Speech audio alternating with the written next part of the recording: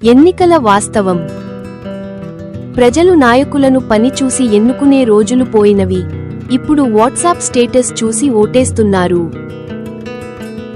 ఒక రాష్ట్రం దేశానికి 9% జీడీపీ ఇచ్చింది, మరొక రాష్ట్రం 7% ఇచ్చింది. కానీ ఎన్నికల్లో ఓడిపోయారు. ఉద్యోగాలు ఇచ్చారు, కంపెనీలు తెచ్చారు, ప్రజల జీవితం మార్చారు. కానీ ఎన్నికల్లో ఓడిపోయారు. ఇంకో రాష్ట్రం దేశానికి 1% మాత్రమే ఇచ్చింది, కానీ గెలిచింది.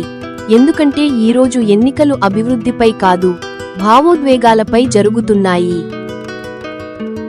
ప్రజలు ఇప్పుడు రోడ్లు, ఉద్యోగాలు, విద్య గురించి కాదు, ఎవరు ఎక్కువగా అరుస్తున్నారు, ఎవరు ఎక్కువగా మతం గురించి మాట్లాడుతున్నారు అదే చూస్తున్నారు.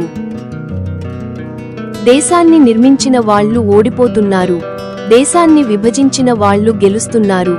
ఇదే నేటి భారతదేశం యొక్క బాధాకరమైన నిజం.